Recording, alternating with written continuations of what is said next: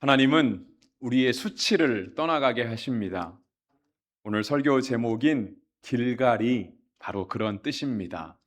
그래서 9절에 이렇게 말씀하고 계시죠. 내가 오늘 애굽의 수치를 너희에게서 떠나가게 하였다 하셨으므로 그곳 이름을 오늘까지 길갈이라 하느니라. 이 시간 우리의 삶의 수치를 하나님께서 떠나가게 하시고 또 예배하는 이 자리가 길갈이 되게 하시는 하나님의 은혜가 있기를 주의 이름으로 축복합니다. 하나님께서 이스라엘의 수치를 떠나가게 하였다 말씀하셨습니다. 그러니까 하나님께서 이스라엘 백성의 수치를 떠나가게 하신 날, 그것이 바로 오늘 본문이 기록하고 있는 그 날인데요. 이 날에 이스라엘 백성들의 주변 상황은 1절과 같았습니다. 1절에 이렇게 기록하고 있습니다. 요단 서쪽의 아모리 사람의 모든 왕들과 해변의 가나안 사람의 모든 왕들이 여호와께서 요단물을 이스라엘 자손들 앞에서 말리시고 우리를 건너게 하셨음을 듣고 마음이 녹았고 이스라엘 자손들 때문에 정신을 잃었더라.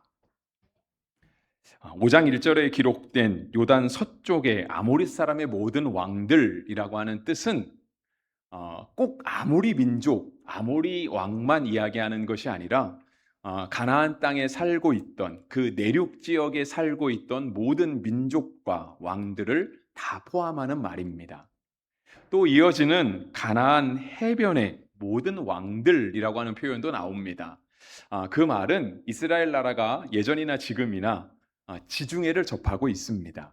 그래서 그 지중해 해안가에 살고 있었던 모든 민족과 왕들, 그들을 다 포함하는 말이 가나안 사람의 모든 왕들, 해변의 가나안 사람의 모든 왕들이라고 하는 뜻입니다.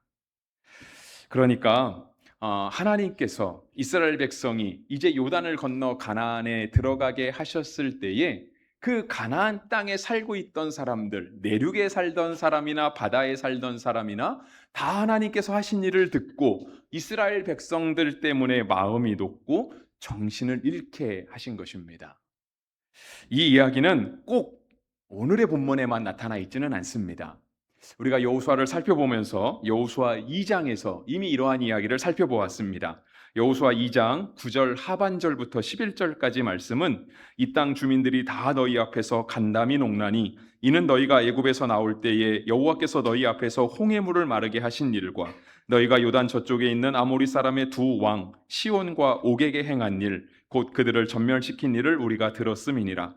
우리가 듣자 곧 마음이 녹았고 너희로 말미암아 사람이 정신을 잃었나니 너희의 하나님 여호와는 위로는 하늘에서도 아래로는 땅에서도 하나님이시니라. 그러니까 여호수아가 시작되면서 이스라엘 백성이 가나안 땅 가까이 이르르고 요단강을 건너던 건너지 않았던 이스라엘을 둘러싸고 있는 주변의 정황은, 그러니까 오늘의 본문으로 다시 돌아오면 하나님께서 이스라엘의 백성의 수치가 떠나가게 하신 날, 그러한 날 이스라엘의 주변을 둘러싸고 있는 그 분위기가 다 하나님 때문에 이스라엘 백성이 여기 와 있다는 이유로 마음이 높고 정신을 잃은 상황이 된 것입니다. 그러니까 그것이 가나안 땅 전체로 지금 흘러가고 있는 것이죠. 이러한 정황 속에 이스라엘은 무엇을 해야 할까요?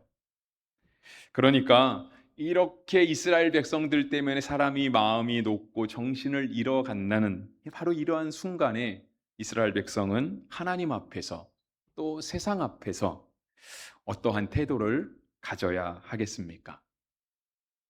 하나님께서 우리의 수치를 떠나가게 하시면 여러분들은 하나님 앞에서 어떠한 마음의 자세를 가지시겠습니까? 우리도 생각해 보면 수치스러운 일이 많잖아요. 그러니까 지금이야 그것이 다 과거 일이고 누가 또 그것을 굳이 끄집어내서 우리에게 다시 상기시켜 주지 않으니까 그것이 그냥 묻힌 일처럼 그냥 가만히 있지만, 누군가가 우리의 과거를 알고 있고 수치를 알고 있다라고 한다면, 그리고 그것들을 자꾸 떠올리게 한다면 아마 우리가 이렇게 많은 사람들 앞에 함께 이렇게 우리의 모습을 드러내는 것이 참 부끄러울 겁니다. 저도 예전에 한번 설교하면서 그런 말씀을 드린 적이 있습니다. 누가복음 설교할 때 그 말씀을 드렸는데요. 제가 이런 말씀을 드렸던 기억이 있습니다. 저 때문에 예수 믿은 사람이 많을까요? 저 때문에 예수 안 믿는 사람이 많을까요? 왜냐하면 저 때문에 예수 믿는 사람은 제가 별로 기억이 안 나거든요. 제가 전도한 사람이 많지 않습니다. 그런데 제가 어쨌든 본의 아니게 앞에 서는 일들이 많잖아요.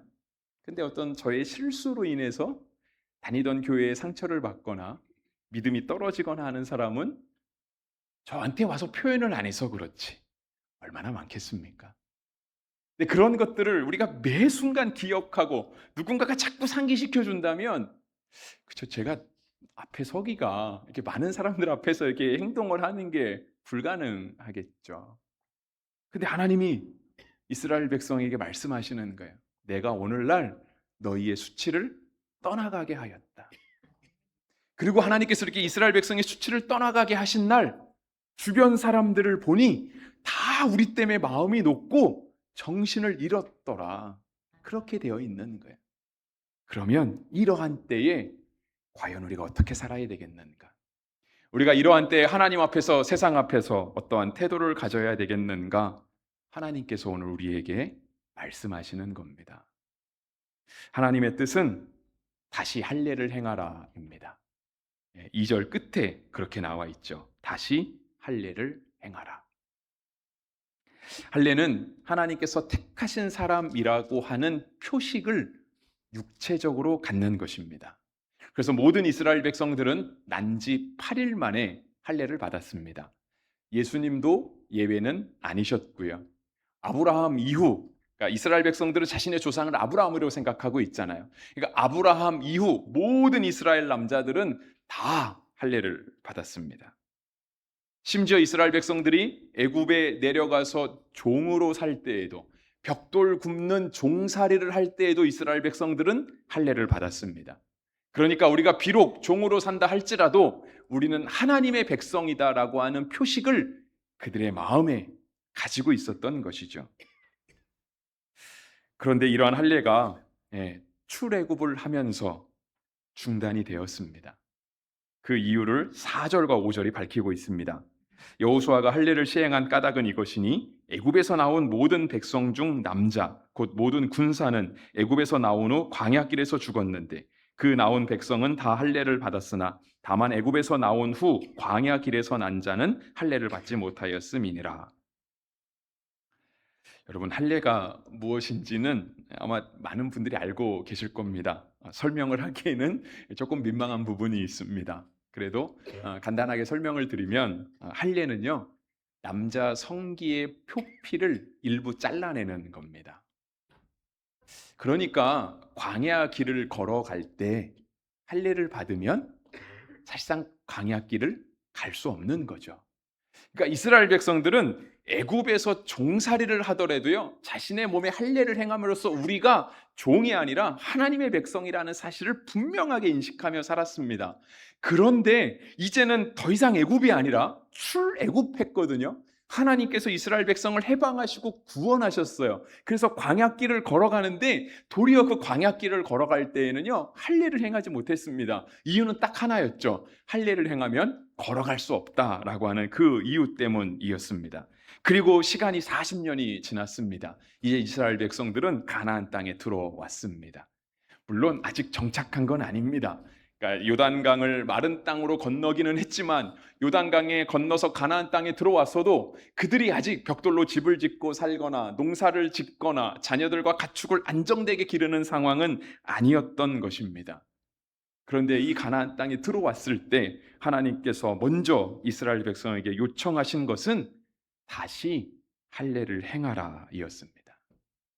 그러니까 하나님의 사람으로서의 인식을, 내가 하나님의 사람이라고 하는 분명한 정체성을 다시 가져라, 하나님께서 말씀하신 것이죠. 여러분, 가나안 땅에 들어가는 게 중요할까요? 아니면 하나님의 사람이 되는 게 중요할까요? 여러분, 안정되고 보장된 삶이 먼저입니까? 아니면 하나님의 사람이 되는 게 먼저입니까? 우리가 그렇게 생각해 볼 수 있잖아요. 가나안 땅에 들어왔어요. 이 땅은 그냥 우리가 살면서 어떻게 얻은 땅이 아니고요. 우리의 조상들이 살아가던 땅이었습니다. 아브라함과 이삭과 야곱이 대대로 하나님이 주셨다라고 하는 약속의 땅으로 그 얻은 땅이 바로 가나안 땅이에요. 다시 그 땅 들어왔어요. 감격이 새로울 수 있겠죠. 그때 과연 무엇을 해야 되냐 하는 거예요. 하나님이 말씀하신 건 할례, 바로 너가 하나님의 사람이다 라고 하는 그 정체성을 먼저 분명히 가지라는 겁니다. 행여나 이스라엘 백성들 가운데 이러한 생각을 했는지는 모르겠습니다. 하나님, 우리가 가나안 땅에는 왔는데 아직 멀었습니다. 우리가 지금 집을 지은 것도 아니고 우리 자녀들이 여기서 안정되게 교육을 받으며 살아가는 것도 아니고 우리가 가축들을 잘 녹으면서 우리가 정착되면서 살아가는 거 아닙니다. 우리가 먼저 그래도 좀 집을 짓고 그래도 우리가 지금 여리고만이라도 좀 점령하고 조금 안정될 때 그때 할례를 행하면 되지 않겠습니까? 라고 말하는 사람이 행여 있었을지도 모르겠습니다. 그런데 하나님은 타협하지 않으시죠. 하나님은 분명하게 말씀하세요. 다시 할례를 행해라. 여러분, 우리 자녀도 마찬가지고요. 교회도 마찬가지입니다. 아까 우리 장로님께서 기도해 주실 때 우리 다니엘 기도회를 위해서도 그 은혜가 우리 가운데 계속되기를 기도해 주셨는데요. 여러분, 다니엘 기도에 참여하신 분들 그저 많이 계십니다. 참 감사합니다. 저녁 시간 많이 피곤할 텐데도 예배당에 오셔서 또 여러분 개인을 또 인터넷으로 참여하신 분들 감사드립니다. 특별히 많은 간증들을 들으면서 특별히 마지막 한 주는 제가 설교를 이렇게 준비해서 그런지 더 이런 쪽으로 생각이 많이 들었습니다. 그러니까 간증하시는 분들 있잖아요. 정말 듣기만 해도 너무 은혜로운 간증. 근데 그렇게 간증하시는 분들이 본인만 이렇게 하나님의 은혜 가운데 살아가고 있다라고 말하는 것이 아니라 그 자녀들도 그죠? 은혜 가운데 살아가고 있다라는 걸 자꾸 보여주는 것 같더라고요. 그래서 이제 마지막에는 그죠? 그 아들도 함께 나왔죠, 그죠? 예. 여러분, 우리가 아무리 하나님 앞에 은혜 받고 내가 정말 여기저기 불려다니면서 간증하면서 다닌다고 해도 나는 그렇게 하나님 앞에 내가 받은 은혜가 이렇게 큽니다. 처음 보는 사람 앞에서 그렇게 간증하면서 하나님의 은혜를 말하는데 정작 우리 자녀들은 그렇지 못하다라고 한다면 그것이 얼마나 우리 가운데 가슴 아픈 일이겠습니까? 하나님 말씀하시는 게 그거예요. 우리 자녀들이 먼저 안정된 삶을 살고 먼저 보장된 삶을 살고 걱정 없이 사는 것, 하나님의 관심은 거기 있지 않습니다. 그것은 우리가 하나님께 기도해야 될 바도 아니고요. 우리가 먼저 하나님께 구하고 하나님께서 우리의 자녀를 향하신 뜻은 어쩌면 우리보다 더 믿음의 자녀, 우리보다 더 믿음 좋은 하나님의 사람들로 살아가는 것, 바로 그것 아니겠습니까? 여러분, 교회도 마찬가지입니다. 여러분, 우리나라는 이제는 명실공히 대놓고 잘 사는 나라입니다. 그래서 잘 산다는 얘기는 부자라고 하는 뜻이죠. 우리가 아직도 6.25 전쟁에서 헤어나지 못하지 않았습니다. 우리가 아직도 일제 치하에서 이제 독립해갖고 이제 신생국가가 된 거 아닙니다. 하나님이 은혜 주셔서 정말 짧은 시간에 이제는 정말 어디 대놓고 얘기해도 정말 우리가 좋은 나라, 정말 부한 나라에 살고 있습니다. 근데 여러분, 우리가 이렇게 부한 나라, 좋은 나라 살게 됐는데 도리어 우리나라가 윤리도 없고 도덕도 없고 치안도 불안하고 맘 놓고 살아가기 어려운 나라라고 한다면 그게 좋은 나라겠습니까? 먼저 이루어야 될 것은 부자 나라가 아니라 제대로 된 나라죠. 하나님 앞에 정말 잘 사는 나라. 부자가 해서 잘 사는 게 아니라 하나님 앞에 제대로 사는 나라. 그러면 그 나라가 되어야 하지 않겠습니까? 여러분, 우리 어르신들이 간혹가다 이런 말씀하세요. 그래도 옛날이 참 살기 좋았지. 옛날엔 어려워도 사람 사는 맛이 났는데 지금은 사람 사는 맛이 안 난다는 뜻이잖아요. 분명 옛날보다 더 잘 살거든요. 근데 왜 그렇게 됐을까요? 우리가 더 먼저 해야 될 것을 소홀히 해서 그렇게 된 것은 아닐까요? 신앙도 마찬가지라고 하는 거예요. 여러분, 가나안 땅에 들어갔다고 해서 정착하는 게 중요한 것이 아니고요. 우리 자녀를 안정되게 기르는 게 중요한 것이 아니라 우리도 그렇고 우리 자녀도 그렇고 너가 하나님의 사람이다. 그 신앙을 먼저 가르쳐 줘야 되는 겁니다. 여러분, 사람 살면서 어떤 사람은 잘 살기도 합니다. 남들보다 더 행복하기도 하고요. 남들보다 더 좋은 권력을 갖기도 합니다. 하지만 그것은 그냥 사람이 살아가면서 가질 수 있는 하나의 모습일 뿐이지 그것이 우리의 삶의 목표가 되어서는 안 됩니다. 우리가 살아가는 목표, 우리가 지향하고 나아가야 될 바는 우린 하나님의 사람, 우리는 천국을 향해 가고 있는 하나님의 백성이다라고 하는 정체성입니다. 이스라엘 백성들에게 하나님께서 할례를 먼저 요구하셨습니다. 근데 이렇게 하나님께서 급하게 할례를 요구하신 적은요, 오늘 본문 말고도 그 전에도 한 번 있었습니다. 그것은 이제 출애굽기 4장에 기록이 되어 있는데요. 실제로 이 출애굽기 4장은 저희가 이제 수요일 날 출애굽기를 보았잖아요. 지금은 이제 고린도전서를 보고 있지만 목사들이 설교하기가 조금 애매한 본문입니다. 내용은 이렇습니다. 하나님께서 모세를 하나님의 사람으로 부르셨습니다. 오늘 책이 여호수아잖아요. 여호수아 앞에 있던 지도자가 모세였습니다. 모세가 죽고 하나님이 여호수아를 다음의 지도자로 세우셨죠. 근데 그 모세가 처음 하나님의 사람으로 부름받을 때 그는 미디안에서 장인의 가축을 치는 사람이었습니다. 그런데 하나님께서 그런 모세에게 너가 이스라엘 백성을 출애굽시켜야 되겠다. 너가 저 애굽 땅에서 벽돌 굽고 있는 소수민족 이스라엘을 다시 조상의 땅 가나안 땅으로 끌어내는 구원자가 되어야 되겠다. 그들을 광야길을 인도하는 인도자가 되어야 되겠다. 하나님께서 모세에게 그러한 사명을 주셨습니다. 모세가 자기는 못한다고 주여 보낼 만한 자를 보내소서라고 말할 정도로 하나님 앞에 그 자신감 없는 모습을 드러냈거든요. 그러니까 나중에 하나님이 모세에게 화를 내세요. 그러면서 모세를 하나님의 사람으로 만드셨어요. 그리고 이제 모세가 그 하나님의 사명을 받고 미디안 땅을 떠나서 다시 애굽으로 갑니다. 바로 황제에게 서기 위해서 이스라엘 백성을 출애굽시키기 위해서 갑니다. 근데 가는 길에 갑자기 하나님의 사자가 여호와의 사자가 모세를 잡아 죽이려고 합니다. 이 사건을 보고 있던 그의 아내 십보라가 여호와의 사자를 보고 그 아들에게 급하게 할례를 행합니다. 그리고 그 떼어낸 살점을 모세의 발 앞에 던지죠. 그리고 그 할례를 행했을 때 여호와의 사자가 다시 모세를 놓아줍니다. 하나님이 모세에게 그러한 사명을 맡기시고요. 그리고 이제 그 소명 받아 가는 길에서 하나님이 모세를 죽이려고 하시는 거예요.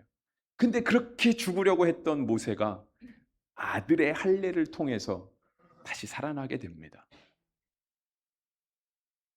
하나님이 왜 그러셨는지는 잘 설명이 안 됩니다.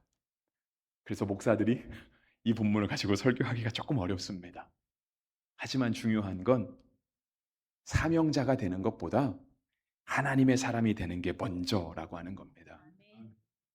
여러분, 오늘 위임식하고 임직식 합니다. 이따가 우리 3시에 우리 한영수 목사님 오셔서 귀한 말씀 전해 주실 겁니다. 저도 위임 받기는 하지만 임직 받는 분들에게 드리고 싶은 말씀은 있습니다.